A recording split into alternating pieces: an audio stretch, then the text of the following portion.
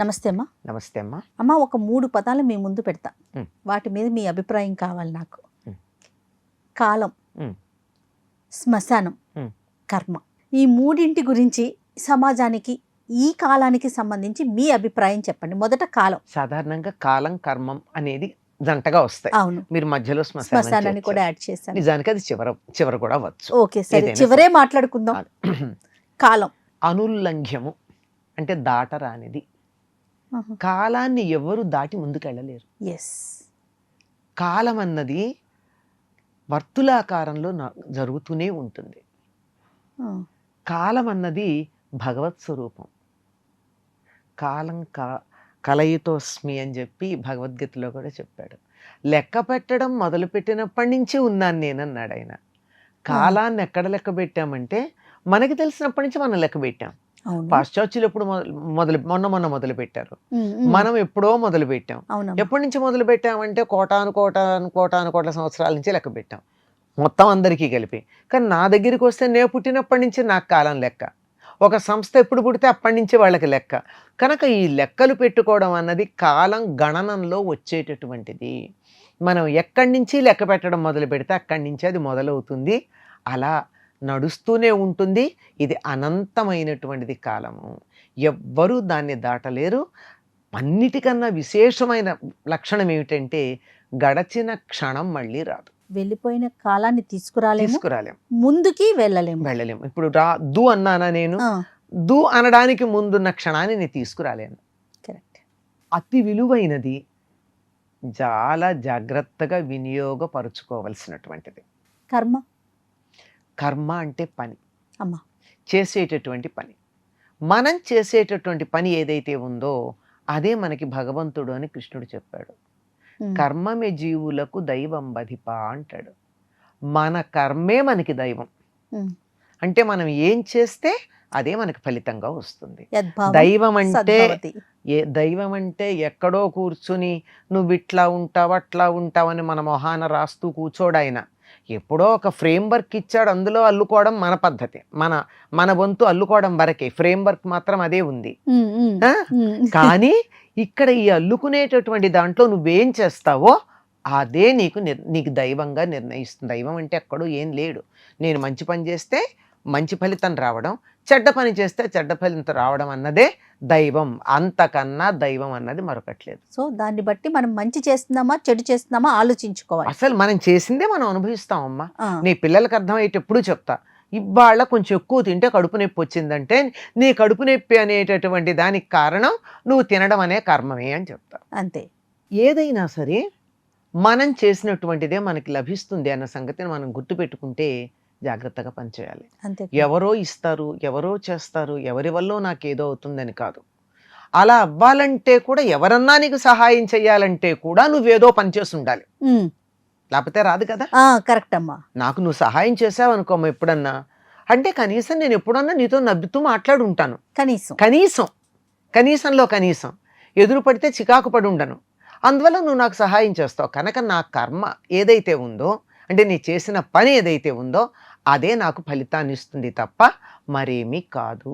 అందుకే నీకు దైవం ఎవరయ్యా అంటే కర్మమే అని చెప్పాడు కృష్ణుడు భాగవతంలో. అంటే మన పని మనం ఏ పని చేస్తే ఆ పని. మనం మామూలుగా మాట్లాడడం కావచ్చు, చేతులతో చేసే చేతలు కావచ్చు, ఏమీ చేత కాకపోతే మనసుతో నలుగురు బాగుండాలని భావన చేయడమైనా చాలు. ఎంత మంచి మాట చెప్పారమ్మా. సర్వే జన సుఖినోభవంతో అనేటటువంటి భావన నుండి ఆ పాజిటివ్ వైబ్స్ అంటూ ఉంటారు ఈ రోజుల్లో పిల్లలు. అవి ప్రపంచమంతా ఇలా నా దగ్గర నుంచి అన్ని వైపులకి ఎమనేట్ అయ్యేటట్టుగా చేయగలిగినా చాలు. ఏదో ఒకటి చెయ్యండి. ఎలాగూ ఏం చేయకుండా ఉండలేంగా. అవును. ఇది ఉన్నంతకాలం ఆలోచిస్తూనే ఉంటాం, ఇది ఉన్నంతకాలం గాలి పీలుస్తాం, తింటాం, ఈ పనులన్నీ చేస్తాం. ఈ చేసేవివో కాస్త మంచిగా చేస్తే మంచిది. అది ఎవరిని వదిలిపెట్టదు, భగవంతుణ్ణి కూడా వదిలిపెట్టదు.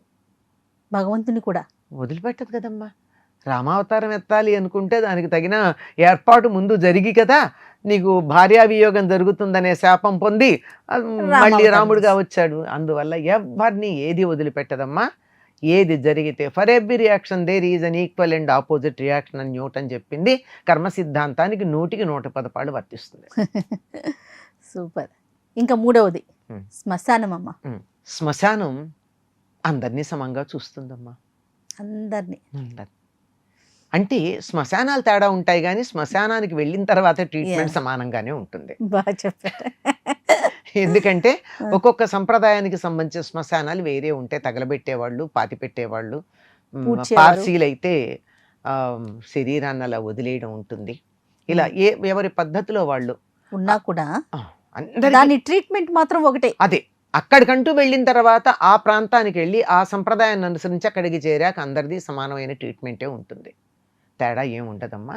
అక్కడికి వెళ్ళేటప్పటికి సమానత్వం అన్నది తెలియాలంటే శ్మశానాన్ని ఒకసారి చూడాలి. చిట్ట చివరికి మనిషి యొక్క అంతిమ లక్ష్యం అని కూడా చెప్పడం కాదు, చిట్ట చివరికి ఎక్కడికి చేరతాడు అన్నది తెలియాలంటే అది కూడా మనకి శ్మశానానికి వెడితే తెలుస్తుంది. ఎక్కడికైనా ఎంత బాగా అన్నా ఉండనండి, ఎంతన్నా సంపాదించనియండి, ఈ శరీరం చాలా అందంగా ఉందని కనపడిన చోటల్లా అద్దంలో చూసుకుంటూ ఈ శరీరానికి రకరకాల పోషణలు చేస్తూ పైన అలంకారాలు చేస్తూ దీన్ని చూసి గర్విస్తూ ఉంటే కూడా చిట్ట చివరికి ఏమవుతుంది? ఏ సంప్రదాయాన్ని అనుసరించి శ్మశానం ఉందో అక్కడికి వెడితే పూడ్చిపెట్టడమో లేకపోతే dust to dust to air అంతే అయిపోవటం ఉంటుంది కదా. అవునమ్మా. అలా జరిగిపోతుంది. సర్వసమత్వం చూపించేటటువంటి చోటు ఏదయ్యా అంటే శ్మశానం. రైట్.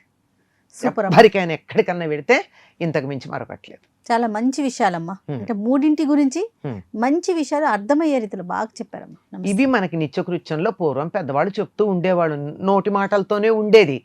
కానీ అది మర్చిపోయాం మనం.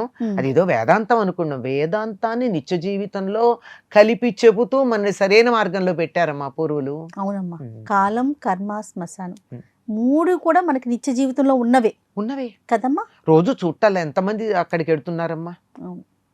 అంతిమంగా చేరుకునే వాళ్ళు ఎంతమంది లేరు అక్కడ? చూస్తున్నాం. బోల్డ్ మందిని చూస్తున్నాం. అవును. తర్వాత అలాగే ఈ చేసిన పనికి ఫలితాలను అనుభవిస్తున్న వాళ్ళని చూస్తున్నాం. చూస్తున్నాం. జరిగిపోతే ఒక్క క్షణం వెనక్కి రాదనే సంగతిని తెలుసు గమనిస్తున్నాం. మనకి. తెలుస్తూనే ఉంది. అవును.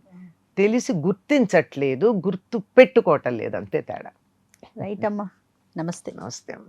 And for more videos, Please subscribe to iDream. Please subscribe to iDream. Please subscribe iDream. And please subscribe to iDream. For more videos, subscribe to iDream.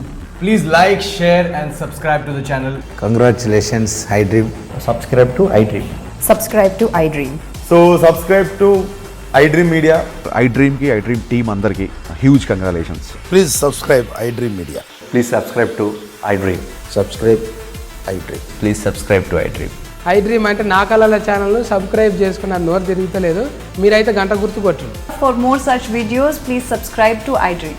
Subscribe to iDream. Please subscribe to iDream. Please subscribe iDream Media. Please do subscribe to iDream. Please subscribe to iDream Media. For best entertainment and information, please subscribe iDream. And don't forget to subscribe to iDream.